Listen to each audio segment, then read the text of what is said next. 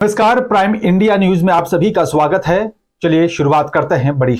लोकसभा चुनाव 2024 में राष्ट्रवादी लोकतांत्रिक पार्टी ने दम भरते हुए नई दिल्ली से अपनी उम्मीदवार पूनम पांडे को मैदान में उतारा है। वहीं पूनम पांडे ने भी अपने कार्यकर्ताओं के साथ नई दिल्ली लोकसभा क्षेत्र में घर घर जाकर जनसंपर्क अभियान चलाया।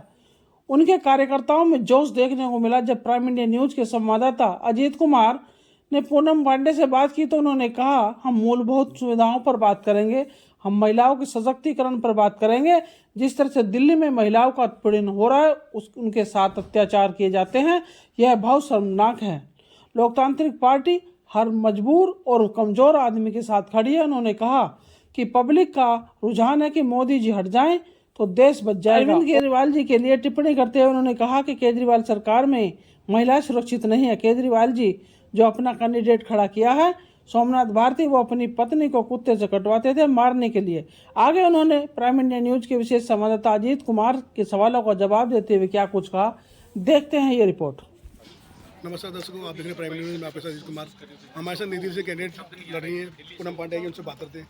जी पूनम, क्या मुद्दा रहेगा आपका? पहले तो मैं अपने पार्टी के बारे में बता दूं, मेरा चुनाव चिन्ह है हरी मिर्ची, और जितने भी लोग देखेंगे हरी मिर्ची पे प्लीज़ वोट करिए, 7 नंबर दबाइएगा, हरी मिर्ची।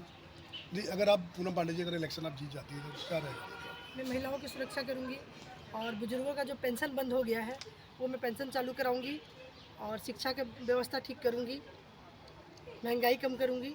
जिस तरीके से दिल्ली के अंदर महिलाओं पे अत्याचार हो रहे हैं लगातार सुनने में आ रहा है, तो जैसे आम आदमी पार्टी की जो सांसद है स्वाति मलिवाल, उनके साथ जो मारपीट हुई है केजरीवाल के घर में, क्या करना चाहिए उस पर? मुझे लगता है कि स्वाति जी के साथ सिर्फ मारपीट ही नहीं हुआ है, कुछ और भी गलत काम हुआ है जिसकी वजह से नहीं मिलने दिया जा रहा है। सिर्फ एक मारपीट के लिए तो किसी को नज़रबंद नहीं किया जा सकता है, उसके घर के पीछे, घर के नीचे छावनी नहीं बनाया जा सकता है। इसके अंदर कुछ ना कुछ और हुआ है उनके साथ, जिसको दबाने की कोशिश की जा रही है, जो बात पब्लिक में ना आए। चुनाव का टाइम है, केजरीवाल जी बिल्कुल नहीं चाहते हैं कि चुनाव के टाइम पे उनकी सच्चाई सबके सामने आए। केजरीवाल जी हमारे देश के दिल्ली के सीएम है, और जहांगीरपुरी में अभी महिला का, एक लड़की का मर्डर हुआ, उसको 25 चाकू मारे गए हैं। 4 साल की बच्चियों के साथ बलात्कार हो रहा है। कि हमारे देश दिल्ली राजधानी की बात कर रही हूँ मैं, कुछ नहीं हो रहा। महिलाओं की सुरक्षा के लिए कुछ नहीं है, सिर्फ महिलाओं के लिए नाम दिया जाता है, महिला की सुरक्षा करेंगे, महिलाओं को पढ़ाएंगे, महिलाओं को लिखा। अरे महिलाओं को तो गाजर मूली समझते हैं लोग, गाजर मूली की तरह उनके साथ व्यवहार किया जाता है। जिसका दिल करता है वही महिलाओं को उठा के मारना शुरू कर देता है। आपको लगता है दिल्ली सरकार के अंदर महिला सुरक्षित नहीं है? बिल्कुल सुरक्षित नहीं है हमारी महिला, मेरी महिला बहन, मेरी महिला बेटी है, कोई सुरक्षित नहीं है। यहाँ तक कि 3 साल की बच्ची भी सुरक्षित नहीं है दिल्ली सरकार में। जिस तरीके से महिला सम्मान के बाबा बात कर रही है, महिला को लेकर बात कर रही है, अभी जहांगीरपुर वाला जो इंसिडेंट, मैं कहना चाहूँगी दरिंदों को सज़ा मिलना चाहिए था, लेकिन दरिंदों को सज़ा पता है क्यों नहीं मिलता है? हमारे देश में उनके लिए बड़े बड़े वकील खड़े हो जाते हैं बचाने के लिए। और मैं तो ये कहती हूँ कि जितने भी वकील होते हैं ना, ऐसे दरिंदों का केस अपने हाथ में ना ले, तभी हमारे देश की महिला सुरक्षा होगी। और जो वकील केस लेता है ना, उसके ऊपर भारी से भारी जुर्माना लगाया जाए। अगर मेरी सरकार आती है, मैं जीतती हूँ, तो मैं यही काम सबसे पहले करूँगी। जितने भी दिल्ली के अंदर जो पीड़ित महिलाएं, जो जितनी भी पीड़ित महिलाएं हैं, उनके लिए क्या संदेश? मैं कहती हूँ पीड़ित महिलाओं के साथ में खड़ी हूँ, मेरी हरी मिर्ची खड़ी है, मेरी महिला टीम खड़ी है।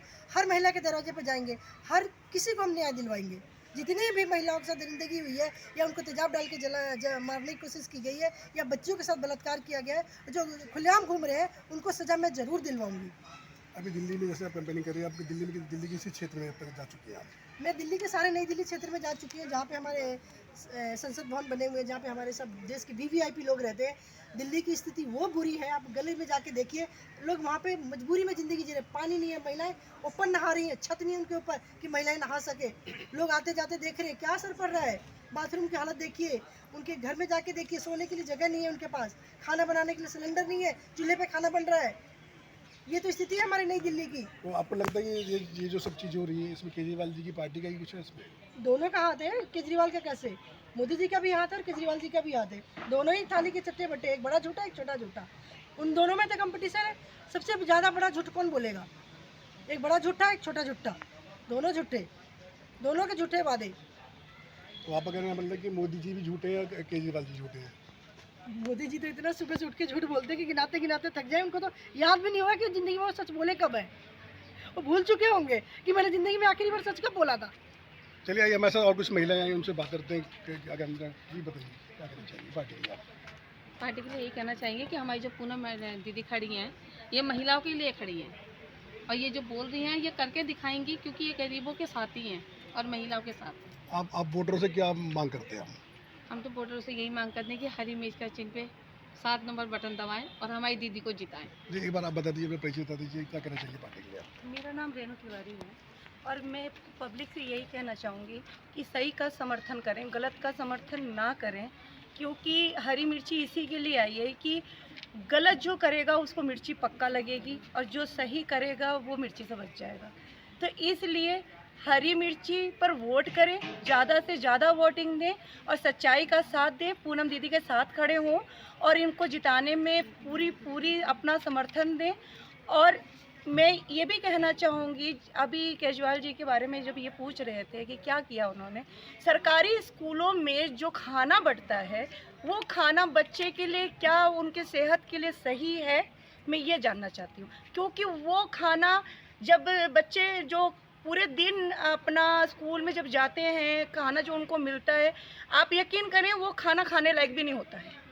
इससे बच्चों का हेल्थ पे क्या असर होगा ये मैं जानना चाहती हूँ, ठीक है। और मैं दूसरी बात ये भी कहूँगी कि पूनम दीदी सच्चाई पर खड़ी हुई हैं, उनका पूरी पब्लिक को मैं निवेदन करती हूँ कि वो समर्थन करें, सच्चाई का साथ दें, झूठ से दूर रहें और बस इतना ही कहना जी, चाहूँगी। हमारे साथ एक कार्यकर्ता और हैं, इनसे बात करते हैं। जी, जिस तरीके से पूनम जी का सपोर्ट कर रहे हैं आप, तो क्या करना चाहिए? सर दीदी को लेकर आना दिल्ली क्षेत्र के अंदर, ठीक है। अभी हमने देखा है सारा यहाँ पे जितना भी वीआईपी एरिया है ना, इधर इतनी झुग्गियाँ नई दिल्ली की बात है, ठीक है। आप पूरे देश की बात मत कीजिए, पूरी दिल्ली की बात मत कीजिए। नई दिल्ली जो है सबसे बड़ा वीआईपी एरिया है, ठीक है। जितने बड़े बड़े घर हैं इधर पीछे झुग्गी वालों की ये स्थिति है कि जितने भी ये लोग रहते हैं ना झुग्गी के अंदर, इनको अपनी कोठियों में बुलाते हैं, फ्री में काम करवाते हैं, ठीक है। जब तक काम चलता है ठीक है, जो भी मना कर देगा ना इन लोगों को कि हम काम नहीं कर पाएंगे, हमें नौकरी पे जाना है, तो उनसे उनकी झुग्गियाँ खाली करवा लेते हैं।